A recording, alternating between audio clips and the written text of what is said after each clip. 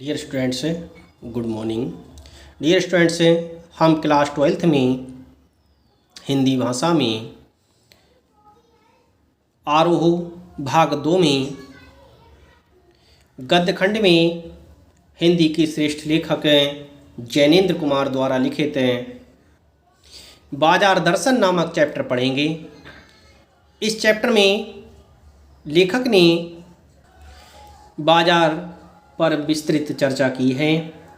इसमें लेखक ने अपने अनुभवों का अच्छी तरह से वर्णन किया है। इस चैप्टर को पढ़ने से पूर्व हम जैनेन्द्र कुमार जी के जीवन परिचय को पढ़ेंगे कि जैनेन्द्र कुमार जी कौन थे और उन्होंने किस तरह से हिंदी जगत को प्रकाशित किया था। जैनेन्द्र कुमार हिंदी साहित्य के श्रेष्ठ कवि माने जाते हैं। उन्होंने हिंदी जगत को अपनी विभिन्न रचनाओं के माध्यम से प्रकाशित किया था। जैनेन्द्र कुमार का जन्म सन 1905 ईस्वी में अलीगढ़ में हुआ था। अलीगढ़ उत्तर प्रदेश में पाया जाता है। इस तरह से उनका जन्म सन 1905 ईस्वी में उत्तर प्रदेश के अलीगढ़ में हुआ था। इन्होंने हिंदी जगत को विभिन्न रचनाओं के माध्यम से सुशोभित किया था। जैनेन्द्र कुमार जी ने अपने जीवन में विभिन्न प्रकार की रचनाओं का वर्णन किया है। उनमें उनकी प्रमुख रचनाएं हैं परख, अनाम स्वामी, सुनीता, त्यागपत्र, कल्याणी, जयवर्धन, मुक्तिबोध, ये इनके उपन्यास हैं। इस तरह से इन्होंने इन उपन्यासों का वर्णन किया है। और वातायन, एक रात, दो चिड़ियाँ, फांसी, नीलम देश की राजकन्या, पाजेब, ये इनके कहानी संग्रह हैं। प्रस्तुत प्रश्न, जड़ की बात, पूर्वोदय, साहित्य का श्रेय और प्रेय, सोच विचार, समय और हम, ये इनके विचार प्रधान निबंध संग्रह हैं। इस तरह से इन्होंने अपने जीवन में विभिन्न प्रकार के उपन्यास, कहानियाँ एवं निबंध लिखे हैं। इनके उपन्यासों में प्रमुख हैं परख, अनाम, अनाम स्वामी, सुनीता, त्यागपत्र, कल्याणी, जयवर्धन, मुक्तिबोध, ये इनके विभिन्न उपन्यास हैं। और इनकी प्रमुख कहानियाँ हैं वातायन, एक रात, दो चिड़ियाँ, फांसी, नीलम देश की राजकन्या, पाजेब।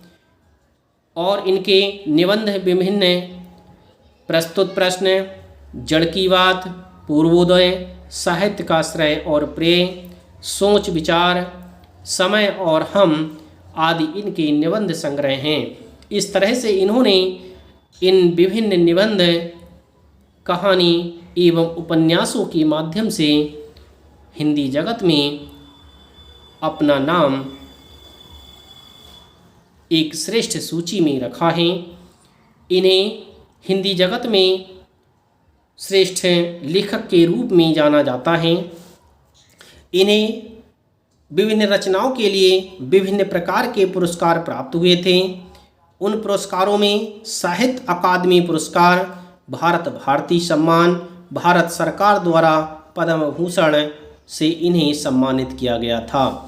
इस तरह से इन्हें विभिन्न प्रकार के पुरस्कार प्रदान करके इनका सम्मान किया गया था। ऐसे हिंदी जगत को प्रकाशित करने वाले अपनी विभिन्न रचनाओं के माध्यम से हिंदी जगत को सुशोभित करने वाले जैनेन्द्र कुमार जी का निधन सन 1990 ईस्वी में हो गया था। इस तरह से इन्होंने अपने जीवन काल को विभिन्न रचनाओं के माध्यम से सुशोभित किया था।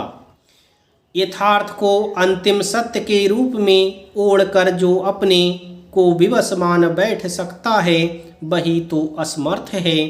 पर जिसने स्वप्न के सत्य के दर्शन किए हैं, वह यथार्थ की विकटता से कैसे निरुत्साहित हो सकता है। इस तरह से उन्होंने विभिन्न वचनों के माध्यम से लोगों के लिए एक नया संदेश देने का प्रयास किया था।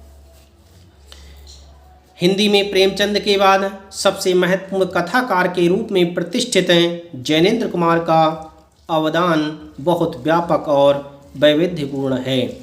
इस तरह से हिंदी जगत में प्रेमचंद के बाद कथाकार के रूप में जैनेंद्र कुमार का नाम लिया जाता है। प्रेमचंद के बाद जैनेंद्र कुमार को कथाकार के रूप में स्थान प्राप्त है। अपने उपन्यासों और कहानियों के माध्यम से उन्होंने हिंदी में एक सशक्त मनोवैज्ञानिक कथा धारा का प्रवर्तन किया है। परख और सुनीता के बाद 1937 ईस्वी में प्रकाशित त्यागपत्र ने उन्हें मनोवैज्ञानिक उपन्यासकार के रूप में प्रभुत प्रतिष्ठा दिखाई है।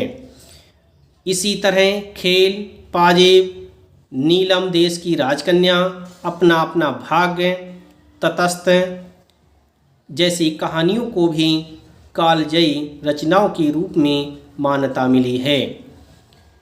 कथाकार होने के साथ साथ जैनेंद्र की पहचान अत्यंत गंभीर चिंतक के रूप में रही है।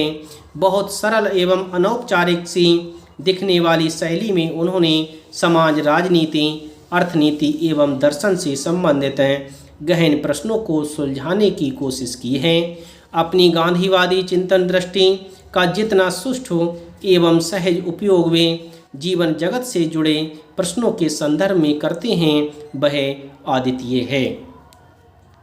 इस तरह से जैनेंद्र कुमार जी ने हिंदी जगत में अपनी विभिन्न रचनाओं के माध्यम से अपना एक नया स्थान बनाया है।